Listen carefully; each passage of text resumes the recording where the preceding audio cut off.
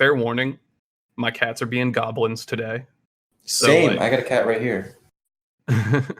they're being loud, like they're being like obnoxious. So like there's a decent chance there's going to be like bag crinkling and like angry meowing in the near future. Just That's fine. If anything, it's just flavor. Yeah, just pay no mind to that. Anyway, welcome to No One Cares About Your Band, a podcast where we talk to musical people about not musical things, or at least not musical things that pertain to them. Nice. I know Roddy's about to like come through here at some point talking about Playboy Cardi or like the baby. So like I can't say that we're not talking about music because somebody is gonna do it. I wasn't sure where the line was because like I feel like too many of my areas in life that I care about are like related to music, but I feel like I'd rather distance it. Yeah, that's the whole purpose of this whole thing. I mean, is just to talk about what people are interested that isn't music, because all everybody talks about in this scene is music constantly, like it's over and over exhausting again. Sometimes. Yeah, it's your music, it's other people's music. It's like, I don't know. Like, I don't think I've ever had a conversation with most people like in the DIY scene or like at gigs or whatever that wasn't just about like some music of some sort. So like that's why we're here. I don't think I've ever had a conversation. Same. Not one. Nah, I put it all in the songs. All right, so housekeeping. We put out our first episode 4 days ago as of this recording. Yeah. Things have been going pretty well. Primarily, I've been advertising it on the Chillwavve YouTube channel because every other like service that we're working on getting it on or already have it on has some kind of like fuck up or like long process. So I'm working on iTunes right now. That's like a 2 to 3 week process, I guess, to get on iTunes. So hopefully soon on that. Spotify, we're accidentally on there twice because that makes up for not being on iTunes. Yeah, exactly. We're just on there twice. So yeah, I'm working on all that just so everybody knows. But you know, this is what we're here for. This is what we're here for. Listen on YouTube. Listen on Spotify. I think hopefully episode 2 is only going to go on one feed on Spotify. So we're going to see how that works. Anyway. Well, eventually it'll all be like bingeable. Sorry, I cut you off. No, you're good. I can just mute myself in the track later. So it's all good. But anyway. Yeah. So yeah, I'm Ben. I host this podcast. I'm in a band called Sweet Peach. And as always, all 2 episodes, I have my co-host, Ellie. What's up, Ellie? Hi, I'm Ellie. I do a bunch of tour stuff, mainly. And run a nonprofit. But a lot of tour stuff. This is true. And our guest today that we're going to talk to about not musical things is Nick from the band Equipment. What's up? Yeah. Hi, what's up? Thanks for having me. Glad to have you here. Magical was a super, super sick EP, and I don't think I've actually talked to you since it released. So like, this is my time to like praise. This is like your 3-second allotment because this isn't supposed to be about it. Yeah, literally, like the first thing anybody said to me after the first episode, which I did let the music talk go a little longer because I was talking about that cursed ass snowing gig, was like, "You're still talking about music like 15 minutes into the podcast," and it's like I know, but like there is a reason that all of us are together. So like I want to allot a little bit of like musical talk and stuff like that. For sure. Well, I appreciate it. I was really stoked to see that people liked it because I didn't expect it. It's got like a nice, like, I don't know. I get lots of like old school punk vibes from it. And that's like something that I feel like we're severely lacking these days. Like I think y'all and I think like Dogleg are kind of coming back with like the old school, like punky kind of sound and just kind of like more like fast, like aggressive guitars and stuff like that. And I think that's like I think nice. all the bands over here are like influencing each other. And like we started playing with Dogleg like years ago at this point. So I think it was just like them and all the other Michigan bands basically in the area just kind of all feed into the same kind of beast that is whatever's happening right now with like all the punky stuff, like the new Dogleg single. And like, I don't know if you heard that band Kiddo, but they're also like pretty tight with Dogleg. But yeah, I like punky stuff. Our new stuff isn't as punky, honestly. That's fine though. Either way, I'm super excited for it. So what do y'all have going on right now? I kind of stepped away from music for a minute, not in like in any official way, but I just like was just like really kind of like exhausted isn't the right word because it wasn't like negative. It was just like it was very releasing Madrigal was like a huge thing and it took up a lot of energy and like doing the music video for it and like doing the Guitar Hero pack that I did and like still working on that and it just like was taking a lot of energy. So I like took a little like 2 months to kind of just like play video games and spend time with friends and my girlfriend but we're now picking it back up. We're about to drop some new merch probably. Our new EP is completely recorded and mixed and about to be mastered. But so that's coming out sometime this year. And also I'm writing an LP. And also we're probably going to announce some tours as soon as they're done being booked for the next like 6 months. But 2/3 of us are in school. So we can't really tour all the time, which is a bummer. Otherwise, I'd probably be like in California right now trying to tour. Cool. That's awesome. I totally forgot about that Guitar Hero pack, which sounds bad because my band is on it. But yeah, that's dope. You've got like, you're coming out with what, part 2 of that at some point? Right? Yeah, it's like half done right now. I just kind of like got the flu. So apparently like 4 people got the flu after our EP release show.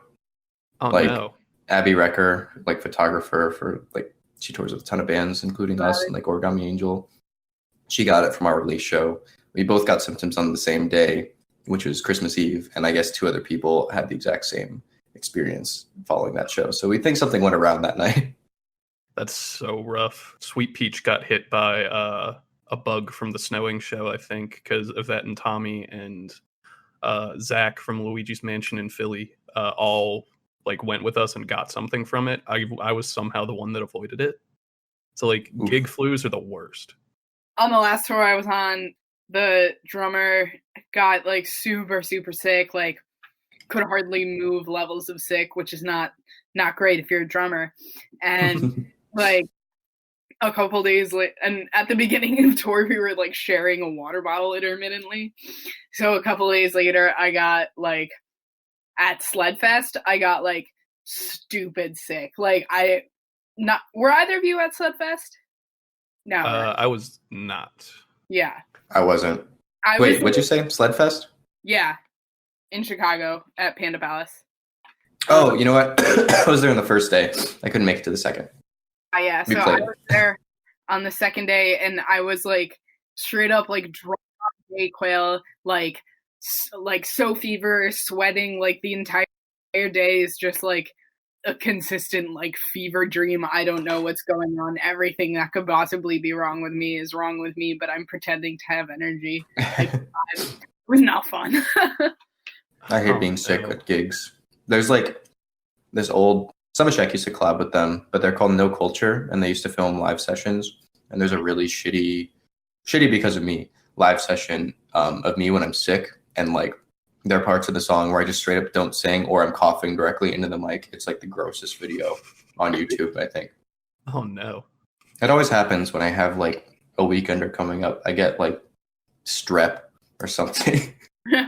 Let's steer away from the music talk into our main topic. This is going to be one of those episodes that Ellie tweeted about where she just says, okay, what does that mean? A lot. Because we're talking about some video games. So I'll let Nick talk. Did we decide we're talking about the DS? You said DS/3DS. I thought you were going to roll those together, but I don't know. Oh yeah, no, that's for sure. Okay. Yeah. Listen, I'm no gamer expert as much as many gamers you'll find on the net, but I'm kind of a hoe for Nintendo just because like childhood nostalgia is like what rules half of my decisions in life and what makes me happy. So yeah, I have a lot of fun memories of playing some DS games, and yeah, that's what we're going to talk about loosely.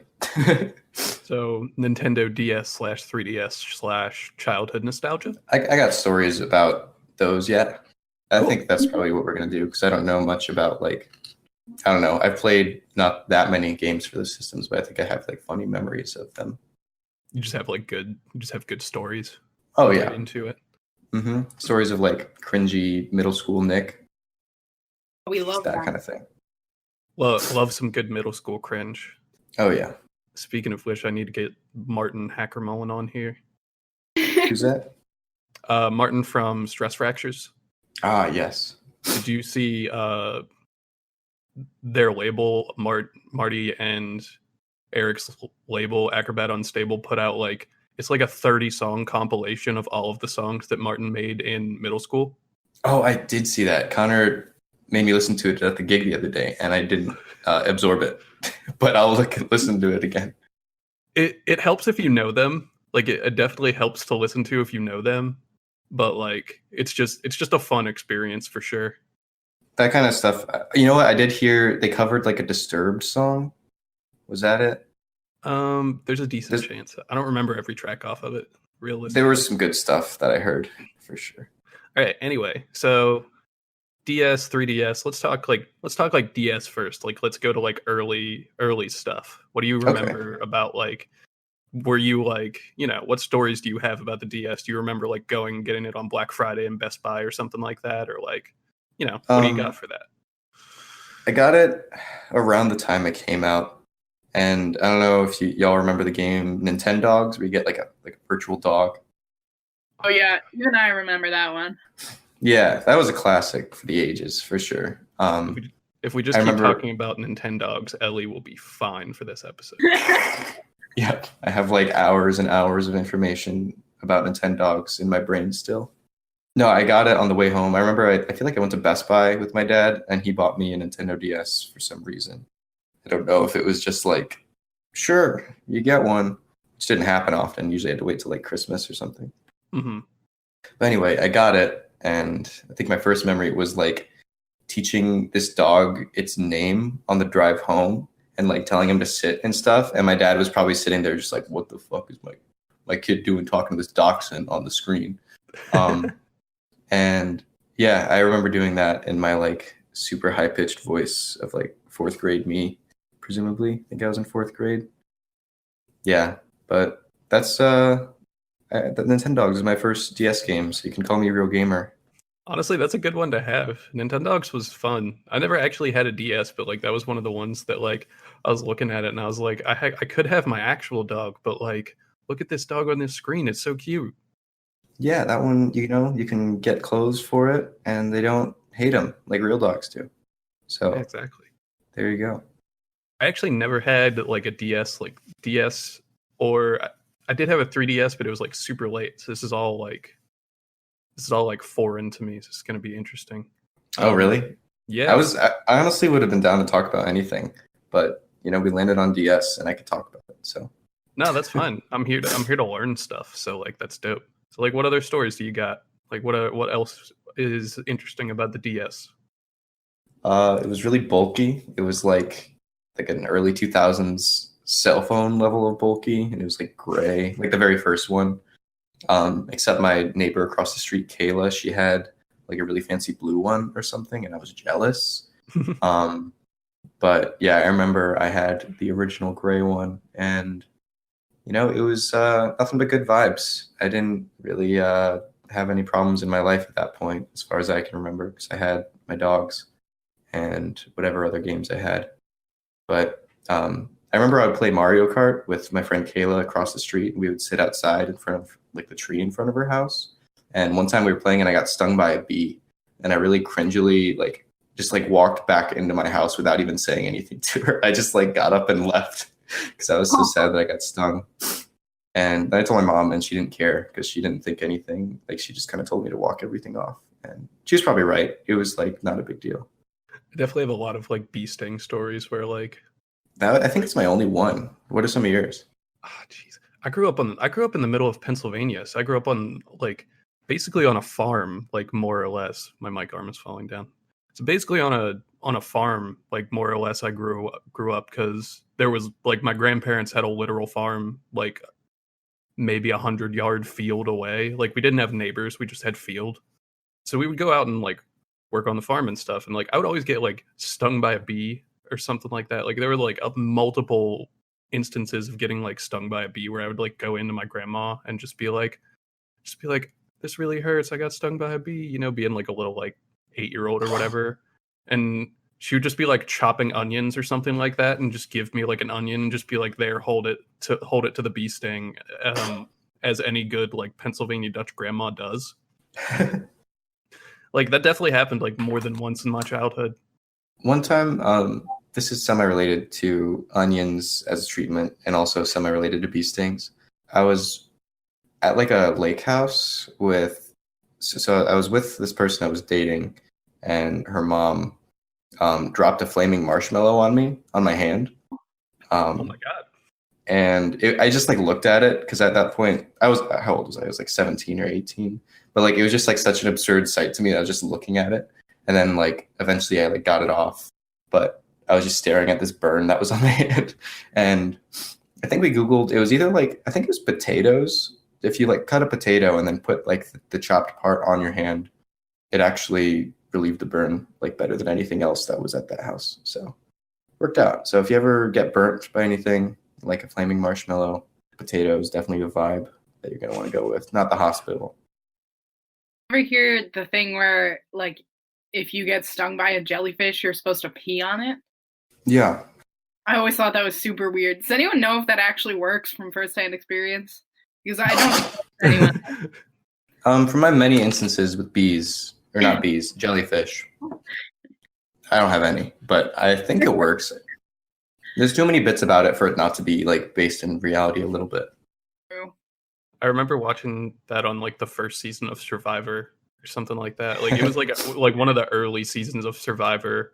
Like this dude got stung by a jellyfish and like some girl just like squatted over his arm and just like peed on his arm and like they put it in the show.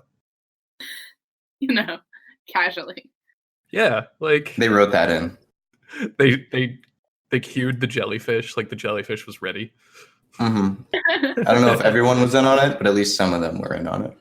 Somebody. That's actually why Survivor was created. They were like, okay, at some point, someone's going to get stung by a jellyfish, and we want this bit on network television. Yeah, it was some guy's like his premonition, like his one cosmic duty on this earth was to get piss play on TV. I needed it. That's honestly like I feel like that's where I heard about the peeing on a jellyfish sting thing. Like that's probably like the first instance that I ever like heard about it now, and I've never really questioned it since then.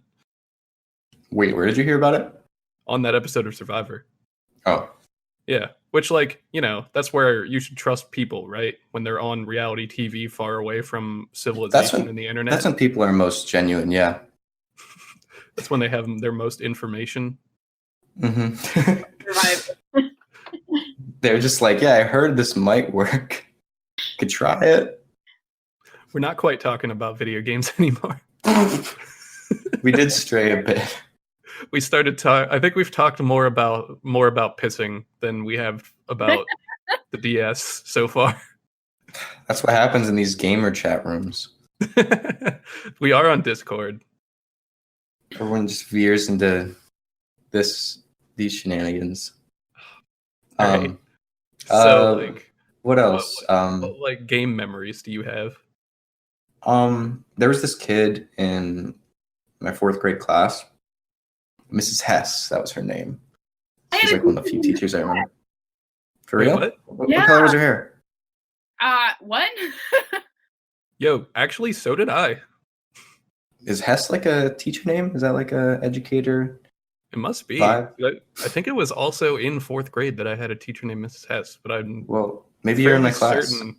I'm fairly certain we didn't go to the same class. Toledo Public Schools? Ohio?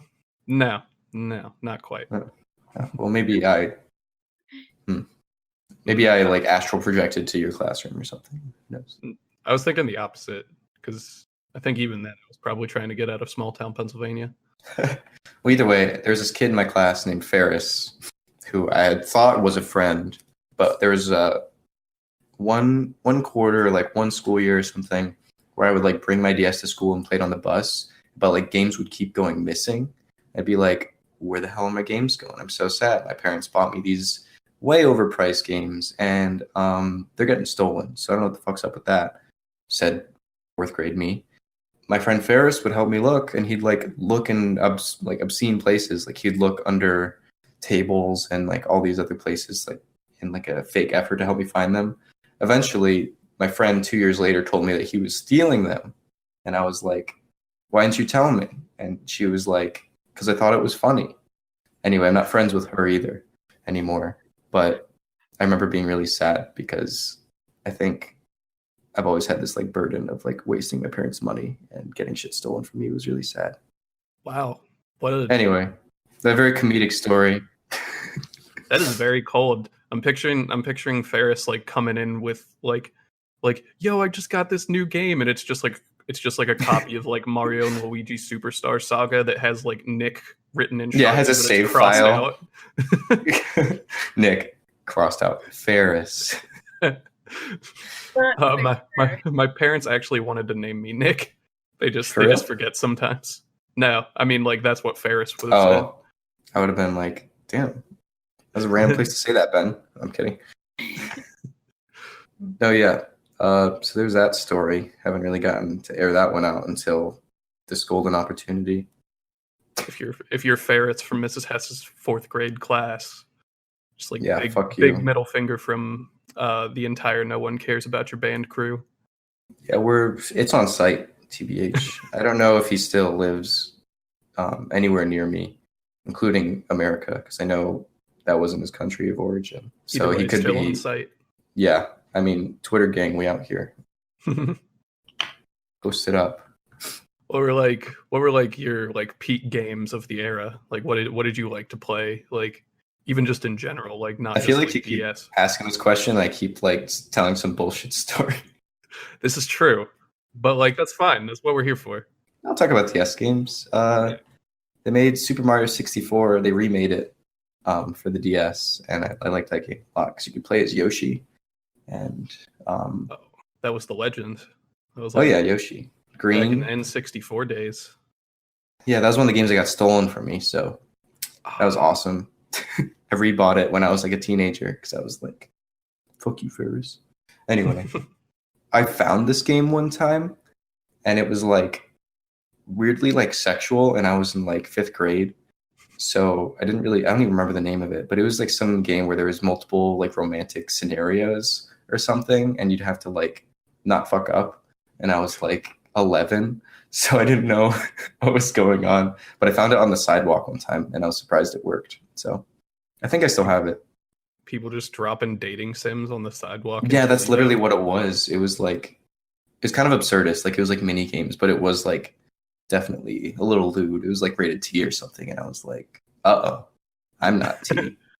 Did you have like the like kid going into an R-rated movie feeling whenever you found it on the sidewalk?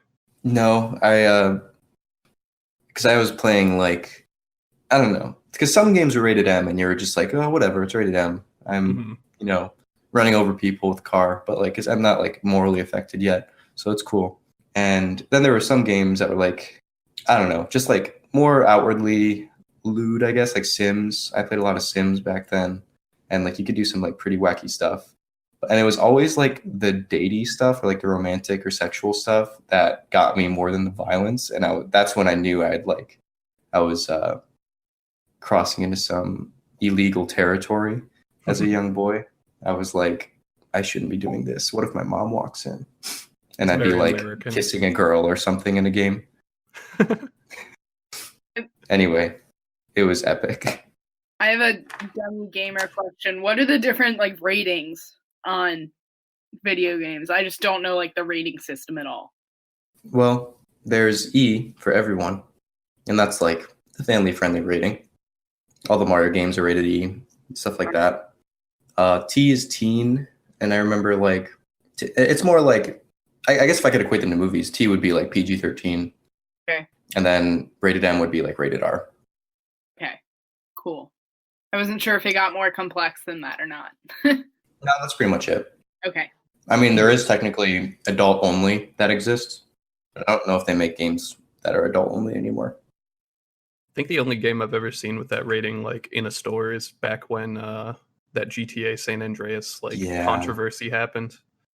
That's the only the only So one. what happened with that? I think that was like they found unused scenes in the game that were just straight up like banging. Yeah, there was like a like weird blocky PS2 textured sex minigame like super hidden in the code. But like since people found it and since it was technically on the disc, they had to like rate it as adults only. That's crazy. That's like if you released an EP or something and like included like a song that was not supposed to be on there, but since like it was like hidden in the files or something, if you download it on Bandcamp, you technically have to call it like parental advisory. Yeah, that's If the rest basically is- what happened. So yeah, I played a lot of Grand Theft Auto San Andreas though, and the sex stuff did weird me out because I was like, I don't know, playing it with my older brother, and I was like 8. Good times. How much older was your Yeah. Like 10 years. Wow. So he was like, I don't know what his thoughts were. So did you have like were your parents like strict about like ratings and stuff like that? Like I remember when I was a kid, my parents were like very like stringent on like rated E versus rated T versus rated M. Like I didn't have an M rated game until I was probably like 14, and like I've just bought that myself. Damn. Yeah. My parents are pretty chill about it. They also took me to see movies that I like shouldn't have seen. Like I've seen Borat in theaters. I was like under 10. And I've seen Bad Boys 3 is coming out now. I saw Bad Boys 2 in theaters. That's one of the first movies I remember seeing in a theater. Oh wow. I don't remember what it's about. That's how young I was. But anyway, they just like were pretty bad at that, except something would happen in the news or something. And then my mom would say, "You're not allowed to play rated T games anymore." And then she would drop it like a week later. So my parents are pretty bad at I mean, I turned out okay, I think. My friends who were like the violent ones, all their parents were like super strict on their ratings of their video games. Maybe it's because it would enable them though. I don't know. That's an interesting concept about it, I guess. Like just like the repression of a young age, it just makes you more violent or as you like grow up or whatever. Yeah, it's weird because there's no way to like prove. Sorry, my cat's being a doof. There's no way to prove any of that, but it's like, were they more? I don't know. Most of my friends in high school that were like super, I don't know, had super uptight parents. They're now like doing hard drugs. So it's like, I don't know. Could be a correlation. We're back on episode 1 with the social psychology. Yeah, We're getting into developmental territory now. good stuff. I bought the 3DS the day it came out because I'm a nerd. Were you like super And- hyped for like Pokemon or something? See, no good games came out for the 3DS for like a year, but I wanted it because it had 3D, and also, as previously mentioned, I'm a hoe for Nintendo, and also bought the Switch on the first day it came out. But that's a story for another time. But yeah, I bought it, and I got like Street Fighter with it, and I was like, cool, hey mom, check this out. And she was like, I don't care, but I bought it for you. And then yeah, I brought it to my 8th grade class, and my friends were like, you said Pokemon? And I was like, well, no, not yet. And that's what happened. That's just the story of early adoption. That's the riveting tale. And then they lowered the price by like $100 2 months later because no one was buying it, and then it became like a super seller. But I had gotten scammed and bought it on the first day. Oh no. I did that with the Switch. I bought it like super early because like I was scared of it being sold out forever for whatever reason. Mm-hmm. Like it's like okay, I was one of like the 3 people that bought a Wii U, so I had already played Me Breath of the too. Wild. Oh, I waited to play it on the Switch. I didn't think I was gonna get a Switch as early as I got one. So like I played Breath of the Wild like super early on the Wii U. And What was the Wii U exactly? Sorry, I didn't mean to interrupt. see, this would have been a good like topic for the whole last podcast. We could talk about the Wii U. We can get into the Wii U. We can get into the Wii U. Let's talk about the Wii U. Well, what do you think the Wii U is, Ellie? I vaguely remember it be like sort of resembling a Switch. Yeah. Is that completely off base? So it was like a Switch, except you needed to have it. It was like a mix between a Switch and a Wii, where there was like a console that you plugged in the TV, but the controller was like the screen, and it kind of worked like Bluetooth, where you had to have the screen like close to the console for it to work. so you couldn't like take it anywhere. But like, I guess it was just like a game system where the controller had like a screen on it, so you didn't need to use a TV.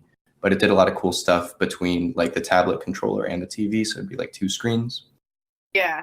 But it did horribly. Nintendo's worst selling console, and they dropped it after like 2-3 years. Wow. We got to talk about the naming convention of it all too, because like whenever very the good. Wii U came out, whenever they like announced the Wii U, everybody was very confused because most of the people that bought the Wii, which is like the best-selling game console I think ever, most of the people that bought the Wii were just like, you know, casual people. Like there were a bunch of them in like old folks' homes and like preschools and stuff like that, because it's like fun to play like Wii Sports and get up and be active and stuff like that. So the Wii U gets bowling. announced. Yeah, bowling's sick. So the Wii U gets announced, and everybody's just like, is this like an add-on? Is this like a new console? What is this? Everybody got very confused because nobody actually explained it. And it wasn't like the Wii 2, it was the Wii U. Yeah. Yeah, And, so nobody bought it. Pretty much. Except for me and Nick, apparently. Yeah. That was actually like one of my first few paychecks. I bought a Wii U, like ever. I was like a sophomore in high school, and I was making way more money than I should have, bussing tables. And I was like, yeah, I'll buy a Wii U. First paycheck was a cajon drum. That's what I bought. Classic purchase. Nice. Staple of every acoustic set ever made. Literally. I used to be in an acoustic band, but no one cares about that on this podcast, so it's okay. It's true. It's true. It's in the name. Honestly, I kind of want to just keep talking about the Wii U, so I'm gonna title this Nick Talks About Nintendo. The Wii U is honestly kind of cool. Like the Wii U is like a way cooler console than I feel like people give it credit for. You know, they're just like, well, they've made most of the games that came out on the Wii U. They remade it for the Switch, so it's like true. I'm just holding on to it. It's like just sitting in the corner, kind of just like taking up space. Only reason I keep it around is because there are still some Zelda remakes that are on it that are not on the Switch. That is the exact same reason that I still have mine. Wind Waker is my favorite game of all time. So like I like always want to have that, like especially the remake. I always want to have it around because the remake did a lot of like quality of life stuff a lot better. Mm-hmm. I think it's funny that this is like maybe the most obscure video game topic, and Ellie is like the furthest away from any video game topic. But it's like, let's just go further in the hole. Oh, let's get deeper into it. Let's talk about the Virtual Boy. Jesus. Ellie, my main goal now is to get you to just hold a Wii U controller because they're actually really comfortable. More than a Switch. Mm-hmm. I'm gonna look up a picture and see if it jogs my memory. Probably not. It's bad. Hear this reaction, but it's good. It's kind of like the Evil Dead 1 of video game consoles. Oh, I remember this now. Okay. It's kind of cool. It's that thing that people bought for Super Smash Brothers. Yeah. So it's kind of like basically like a beta testing of the Switch, and then pretty they much that like it was. They made it way better with the Switch. Yeah. True. Yeah. It's like if the Switch could only work if there was a box in the same room that was plugged in. Yeah. Okay. But yeah, I remember being so desperate to buy things for it because no games are coming out for the Wii U that I wanted. That I bought like this London 3D tour thing, and it was like $2, and basically it was like 10 minutes long, and you can move the controller and see London, and it was a waste of money. somehow $2 to see virtual London, not worth it. I was like, yeah, I love video games, and I'd be touring London virtually. Good stuff. That's like the ultimate real gamer moment right there. It's like, oh, you're a pro gamer, you do esports. Tell me about London. This is the part of the podcast where we shift to just topics about on the streets of London. We're gonna talk about what your favorite pub is, what your favorite butcher shop is, where to watch the footy on the telly, where your flat is. Yeah, where's your flat? Funny enough, we don't have any UK listeners. Thank God. I hope they don't decide to start with this one. Okay, Yeah. Well, I don't know what our topic is at this point, so like, talk about Nintendo, I guess. okay. What, Well, I had a what's Wii a U. good franchise? Good franchise. All of them are pretty good. I Yeah. wanted to be Link. You One time. you wanted to be Link. Yeah, one time my my best friend's grandma knitted me like a Link costume, but it was like my legs were like exposed as fuck, and that made me like uncomfortable because like Link either wore tights or he didn't wear it, so it was just like a skirt basically, and I wasn't feeling it because I was like 9 or so I didn't wear it. It's such a nice gesture either way. It was so sweet. She made my friend a Shadow the Hedgehog costume in kindergarten. Gosh. That's actually a little cursed. There's pictures of him with his little Bringing it back. I his remember little nose. our neighbors had Shadow the Hedgehog for GameCube, and I He said, "Damn." He had a gun. that was a big thing. Like It was because like he. Sorry, go ahead. we weren't allowed to play that game when my little sister and her friends were around. I think that game was E10. Like there is a weird time period where game ratings were like not only E and T, but there was an E10, which is like you had to be 10 to play that game. Yeah, Shadow. There's like cutscenes on YouTube you can find that are really funny, and it's like, "Where's that damn 7th Chaos Emerald?" And like he just says "damn" for no reason. Like Also, he has guns. For the edge. Mm-hmm. Yeah, honestly, I would It was definitely so epic. remember. I definitely remember seeing Shadow the Hedgehog stuff in Hot Topic at some point. There Well, might he was, like, honestly cool. still be. Yeah, he was the cool one. He was the dark, edgy hedgehog. He was kind of the to take it back to music for 1 second. He was basically Orchid, and Sonic is American football. Honestly, yeah, that's a good comparison. Realistically, Shadow was more Bring Me the Horizon, but Yeah, he was like not even My Chemical Romance. He was like, I don't know. He was too edgy for me. I can't believe I thought any of those hedgehogs were cool. yeah, I used to really like Sonic as a kid. It's very aimed towards kids. Yeah, but they're just like these giant, not even close to realistic looking hedgehogs that like have gross shoes. And I don't know. I thought it was sweet. I remember being in the parking lot of a video store and telling my mom that I wanted her to call me Mario, and then changing my mind and telling her to call me Sonic, like as my name. This is why they made those Olympic Games games. It's literally just for you. No, yeah, I had the first one in Beijing. Those were kind of fun. Not gonna lie. Yeah, They had Sonic like on the trampoline, on the yeah, luge. they had good mini games. But yeah, what were we talking about? How did we get to Sonic? Somehow we got Shadow the Hedgehog brought up. He had guns. That's what I remember. He did have guns. Oh, he had a motorcycle too. He did, and there's a cutscene of the president's office, like the Oval Office. On his desk, he has like a picture frame of like Sonic and Shadow, and I thought it was the funniest shit. Can you imagine if Donald Trump had Sonic and Shadow on his desk? Honestly, probably does. Probably does. No, I feel like Bernie would though. I don't. I gotta think what Bernie would have. I feel like Bernie would have like a Samus, like have like Metroid thing going on. That's how I feel. I feel like Bernie would be like one of the. It's like one of the memes where like Bernie's the cool one and like Hillary Clinton or whoever is the bad one, and like Hillary Clinton likes like Call of Duty, and Bernie has like a Metroid picture on his desk. Yeah, he'd be into some like he would have a Wii U or something. Definitely. Hillary Clinton would be like the PS3 or something, and he'd be the Wii U.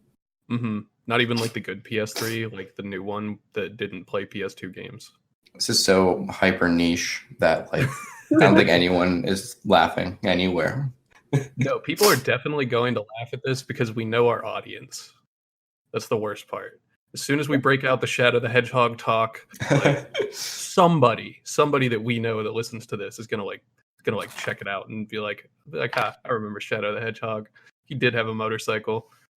And like it's a lot of childhood nostalgia. I have a non-gamer question for the gamers. Yeah. I've heard a lot in general about how like cool the Switch is. What are some of the downfalls of the Switch? Because I have not heard of any. Granted, I have not looked for any, but I'm just curious to get your opinions. Are there any? Well, the biggest one would definitely be too much sex after buying a Switch. It is entirely too sexual. Besides that, you're laying in bed and she flips out the Switch kickstand. What are you gonna do? You're at the gig and she hands you a Joy-Con. What do you do? The battery life could be better, I guess. Yeah, they did fix that. They did like a kind of like version 1.1 where it has better battery life. So I'm kind of tempted to get one. Yeah, me too. You have to look for the one with the red box. And that's the one with the better battery life. There is like I don't know if it's a class action lawsuit right now. The Joy-Con thing? Yeah, so... Yeah, there's, like, defects, Ellie. Like, some people have pointed things out to Nintendo that, like, can break on a Switch over time, and they just kind of ignore it. But I haven't had any problems, so I'm going to pretend that doesn't exist. Yeah, I still have, like, a very early launch Switch, and I've never had any issues with it. So, like... Same. You know, your mileage may vary, I guess, but, like, there may come a time when your joystick, like, your analog stick... just moves to the left on its own. Mm-hmm. So like you're playing a game and it'll just like move you like that. You're like it'll do things that you're not doing. Yeah. Also, there's no online to talk to anyone while playing a game. You definitely have to have like a phone or something because there's no way to message or like voice chat with anybody online for the most part. Okay. Which is like completely ass backwards because the Xbox has had that since like 2003. So. Oh yeah. That's OG Xbox stuff, and Switch doesn't have it figured out. It's not a good GPS. It doesn't have any GPS software. That's a downside, definitely a con. What do you think, Ben? It's not a great cutting board, but it is. I don't know. I think it is. I don't know. It's better than like the launch Xbox One. That's for sure because it has the vent on top. So like you can. I don't know. I kind of just cut stuff on like. it. Any scraps they just kind of shuffle into my Xbox. Like so there's like it's a random chopped veggie.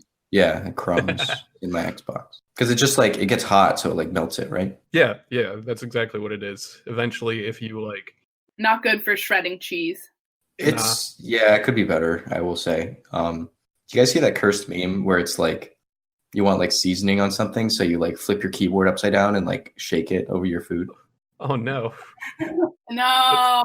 That's so cursed. But like it sounds like something Connor would tweet. we have invited Connor to just like hop on here if he shows up, but we're gonna see what happens with that. He's probably doing like 80 things currently. We decided today, Ben and I decided that we're not going to kick anyone off the Discord after recording their episode. So if anyone sees that we're on and recording in the Discord and wants to hop into an episode, then they are welcome to. But they have to be invited and they have to be a person who's already been on the podcast. You guys are going to be on like episode 70 and you're going to have just like a full gamer chat room. Yeah. There's going to be people like literally like playing games, like playing like Fortnite or Borderlands or something like that, just like in the background while we're trying. Yeah, you'll be talking over them. That's true. I don't even have anything to say to that because I can see it happening. Like it seems like something that our friends would do. Let's bring back a lot of Chatterbot Discord memories. Oh jeez. The early days of the Chatterbot Discord were like they were good, but they were very chaotic. It'd be like me, Ryland from Origami Angel, Lex from Chatterbot, like a slew of people. Sophia from Harmony Woods, Jake from Counterintuitive. Just like a ton of like people that have blown up tenfold since then, just staying up till 4 a.m. and being depressed. It was pretty sweet. Oh jeez. We'd play Minecraft. Except there aren't people there. What'd you say? I should really just game so I can stay up till 4 a.m. and be depressed around other people. And not just my own head. Yeah, you can't do that without video games. Yeah, it's a good solution. Minecraft is very good for that. Rocket League's not bad for it, but like For sure. I get sadder when I play Rocket League. I'm out of practice. Video games intrinsically make you sad. Is that true? Is that To make you a sad person, like a No, sad. like you personally upset. Like if you, like, you know how you have like the sad music that you turn on when you're just like feeling sad and want to keep feeling sad? Is there a video game equivalent to that? Oh, Yeah. shit. Is there? Probably like not that, but I don't know. Video games just kind of make me sad sometimes. Not in like necessarily a bad way, but maybe they'll like video games will influence my mood, but they amplify whatever mood I'm feeling at the time. Like if I'm playing Minecraft and I'm happy, I'm having a good time. If I'm playing Minecraft while I'm sad, it's sad building hours on Minecraft. I'm listening to Elliott Smith and I'm like building solemnly. But if I'm having a great time with my friends, Minecraft's great. So I don't know. I don't know if there's any games that just like outwardly exude energy, like listening to like, I don't know. I'm trying to think the saddest thing I could think of right now, and I'm blanking. I'm losing my emo cred. You already said Elliott Smith, Mount Erie. Yeah, you're listening to Mount Erie. Just listening to Mount Erie playing Minecraft. Animal Crossing, I guess, even though it's not sad, it's like a happy atmosphere, but like it's like depression food. It'll just like kind of trap you there and trap you in your brain, essentially. Hey, you know how you want some escapism from paying your loans? Here's a game where the entire purpose is to pay your loans. Yeah, but everyone's an animal, so it's cute. Yeah. Including the person collecting your loan. Oh yeah. He's a very nice raccoon. Or I think he's a raccoon. Is he? Is Tom Nook a raccoon? Oh, I feel like we should know this. Ellie, do you know if Tom Nook is a raccoon? How the hell would I know that? I don't know. I just wanted to include you. Tom Nook. Yeah, he's a raccoon. Oh, he's like brown though. Oh, he's a tanuki. Oh, okay. Yeah, that's right. Just like, I guess like a Japanese raccoon. I think so. All right, cool. Correct. So we found that out. I feel like there are definitely games that like influence my mood, but it usually ends up being like single player games. Like, yeah, there are artsy indie games for sure. Yeah, Night in the Woods made me have an existential crisis for like 3 days. That was cool, which is unfortunate because it's a very like well written and good game that has like very applicable like life themes going for it about like stagnation and like, you know, what do you do after college and stuff like that, or like what do you do after you move back to your hometowns. There's like a lot of like interesting like introspective stuff attached to it, but because it's animals, because all the characters are animals, the furry community has decided to like completely co-opt it for the wrong reasons. So I can't say that like I like Night in the Woods, even though it made me feel things. I feel that. It's just tainted. If somebody wants to come on here and talk about furries, you're not welcome. Like, don't. I was actually going to suggest that as my topic, but I was worried that you would think that I was a bad furry, which isn't true because there are good furries, including myself. No. Just full fur. And I'll leave it at that. I may or may not be in. What do they say? It's like their true. I mean, I don't know, a fursona. That's just like what it is, right? Yeah, I guess so. Their true form. Maybe we should have somebody on here to talk about furries. I bet someone's like, "You guys don't know anything. Let me come on and educate you." It's got to be somebody that I know, but like the problem is I don't know if anybody that I know wants everybody else to know that they're furries. So like, it's kind of a double-edged sword there.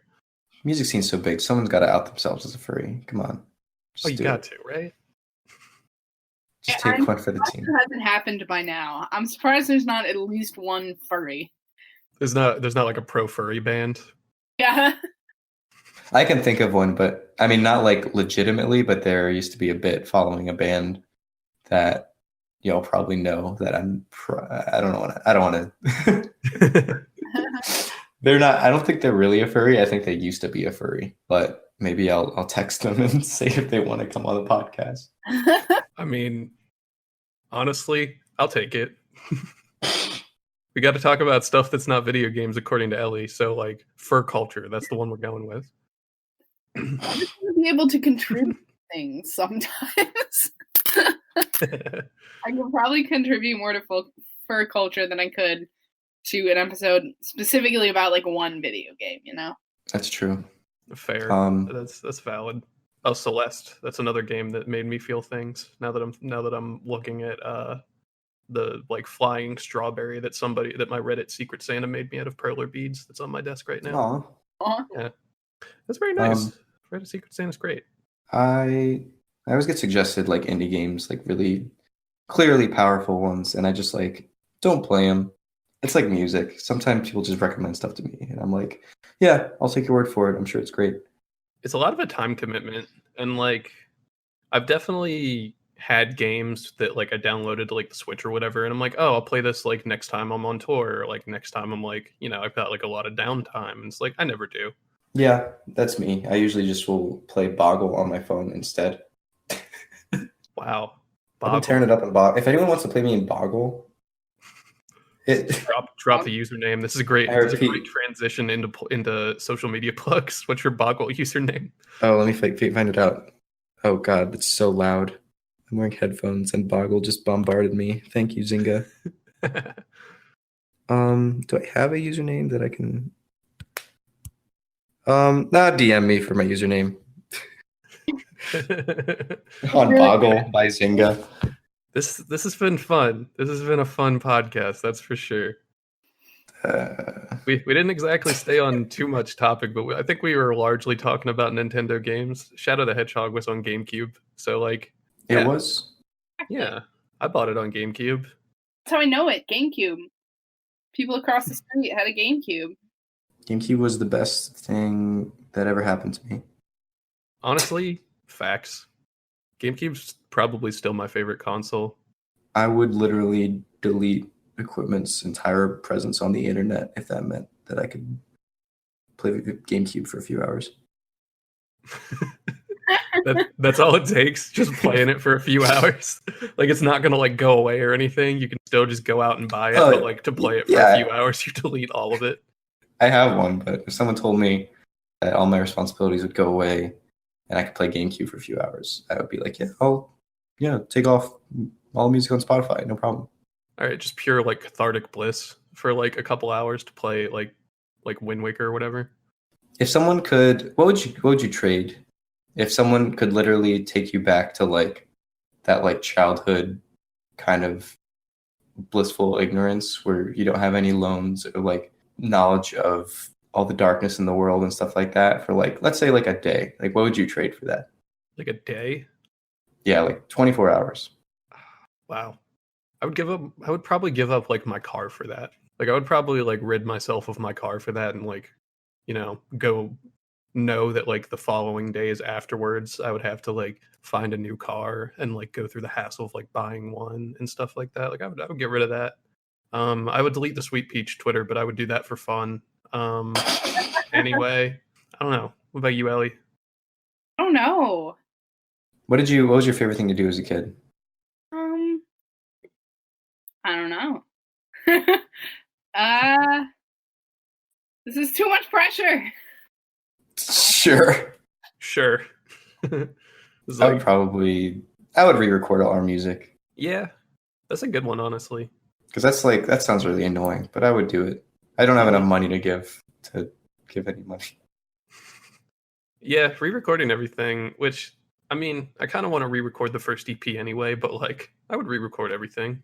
It seems like an appropriate time sink, Someone online will keep your old masters. They'll be like, here's a leak of unreleased Sweet Peach. Like how From Bottoms has those like secret 2 albums that aren't on anything. Hey, those 2 albums are pretty good. Files on my computer. Are they good? I've only heard like one song off of one. They were like the production quality is like absolute garbage. Like, they recorded them in a bathroom. Yeah, they literally recorded. Or at least one of them. They're like that's the place to go. They are exactly what you would expect From Bottoms in 2009 to sound like, and I don't know how to say anything more than that. My girlfriend Sam was like, in reference to the Front Bottom self-titled album. She was like, imagine a DIY band coming out and putting out an album this good as their first album. And I was like, I think they have 2 unreleased albums. And I played one, and we were like, oh yeah, that's about right. That's kind of appropriate. Those 2 albums are, I don't know, I like those 2 albums. Like, I think like Didn't they re-record some songs for? Did they re-record those songs? It's the Rose EP and whatever the other one they came out with was. Anne EP. My favorite Front Bottom song of all time is on the Anne EP. Which one? I Think Your Nose Is Bleeding. Oh, it's a good song. I actually got into Front Bottoms like a year and a half ago, and because I always was just like exposed to like the hate people had for Front Bottoms, and I was like, oh, okay, I guess I just won't listen to them. But then like my girlfriend really likes them, and now I'm like, why do people hate the Front Bottoms? Yeah. I'm not like, I think Going Gray shifted the sound, and that like turned a lot of people off. Well, that's valid. Yeah, but I like Camouflage. I think, I don't know, I've kind of come around on Going Gray over the years a little bit. Everyone I know that's seen them live has said that it's better live, like the album. Yeah. All right. Yeah. So that's our Front Bottoms talk. We have to throw in something that Ellie can speak on. I have to contribute. That bit was written in similar to the jellyfish incident. Similar to the jellyfish. Jesus Christ, we really did talk about pissing on jellyfish stings today. That jellyfish was an industry plant from the piss industry. I think I might have to start doing the quote episode titles.